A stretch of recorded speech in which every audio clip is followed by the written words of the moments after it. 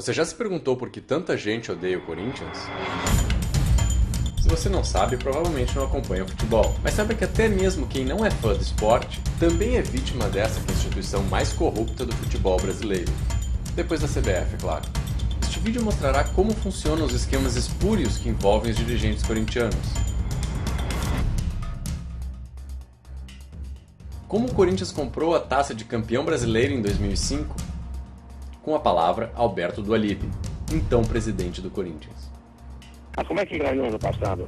Ganhou, mas olha, se não tivesse aquela anulação de 11 jogos, nós estávamos fora, porque campeão de fato e direito seria internacional.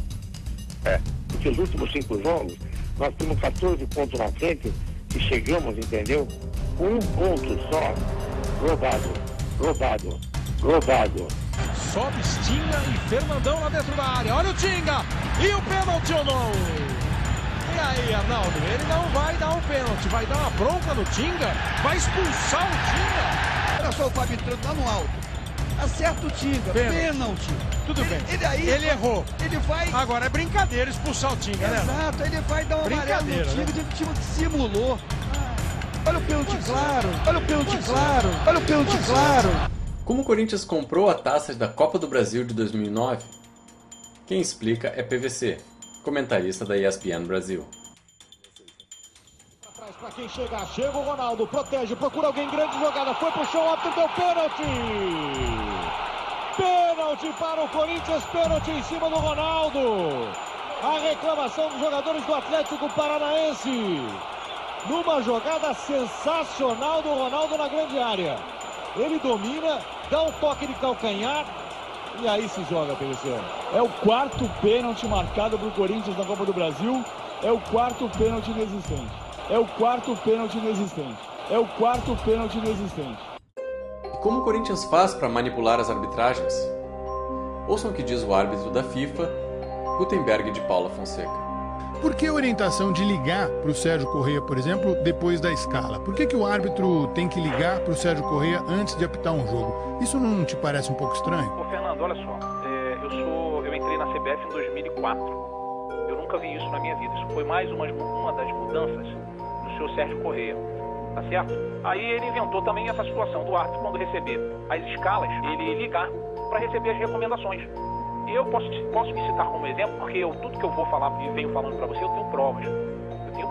Inclusive, além de provas, eu faço questão de mais à frente a gente não só enviar para todo mundo que tem interesse e contribuir muito para que, de uma certa forma, essa sujeirada toda seja lavada. E ele dizia o seguinte: aquele árbitro que não ligar, está fora das escalas. E eu, por exemplo, fui fazer um jogo Corinthians e Goiás, que o Corinthians ganhou de 5-1, e antes do jogo ele disse para mim: vai lá, boa sorte, vai apitar o jogo do Timão, hein? O que eu posso pensar com isso? Diz pra mim, o que eu posso entender com isso? Que se o Corinthians não ganha, eu podia pro resto da vida não estar sendo escalado, ser punido e ficar de fora das escalas. Isso é uma da colocação dele, uma das coisas que ele fez. Isso ninguém fala, ninguém comenta. Ouçam agora um bate-papo entre Alberto Dualib e André Sanches, ex-presidentes do clube. Nessa conversa com Dualib, André Sanches se mostra inseguro com o que vai dizer a Polícia Federal e pergunta o que fazer.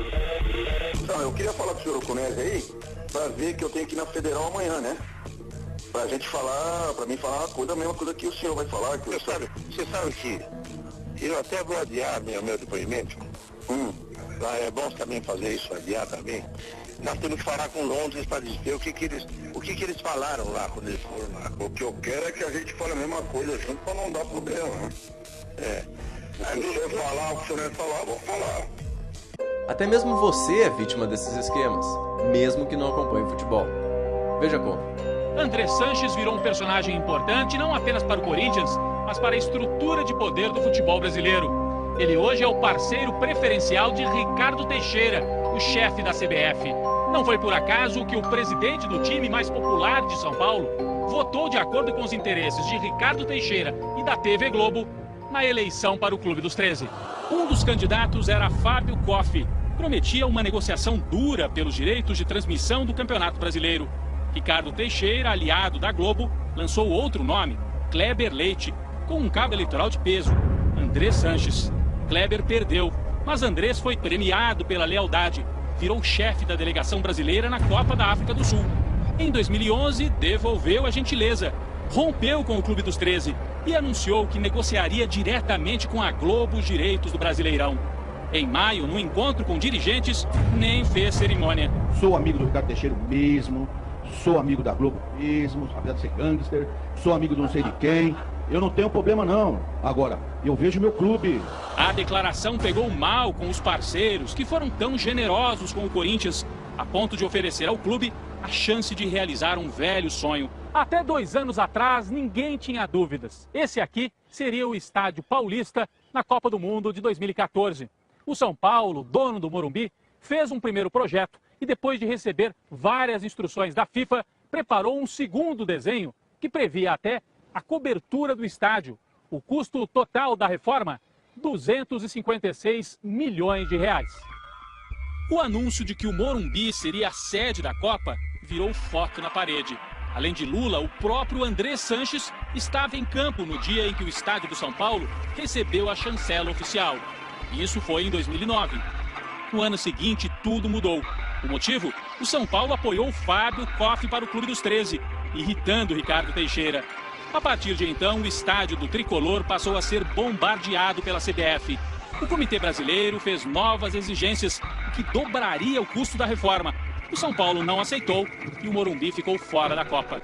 O Morumbi não ficou fora da Copa por nenhuma questão técnica de reforma. O Morumbi ficou fora da Copa por uma decisão política do presidente da CBF, que também é o presidente do comitê organizador local. No lugar do Morumbi, entrou André Sanches, um projeto da Arena do Timão. O custo, R$1 bilhão, 4 vezes a reforma do Morumbi. Porque a construção de novos estádios envolve valores maiores do que a reforma de um estádio já existente. A obra do novo estádio precisa de 420 milhões de dinheiro público, que viriam de incentivos fiscais da prefeitura, e mais 400 milhões de empréstimo do BNDES, também dinheiro público. Veja só o que o prefeito Gilberto Kassab disse em junho do ano passado. Ficaremos muito felizes se pudermos fazer a abertura da Copa aqui na cidade de São Paulo, mas jamais à custa de investimentos de recursos públicos num projeto que não é a prioridade para a Prefeitura de São Paulo. Agora mudou de ideia. Em novembro, a Caixa Econômica Federal, um banco 100% estatal, decidiu patrocinar o Corinthians com 31 milhões de reais. Por que justo uma estatal achou válido tal investimento? Será que os departamentos de marketing das grandes empresas já notaram a imagem negativa do Corinthians? Seria uma grande coincidência que justo com dinheiro público fosse realizado o maior patrocínio esportivo do país? O presidente corintiano, Mário Gobi, tem outra teoria. Deus é Pai, Ele nos abençoou mais uma vez.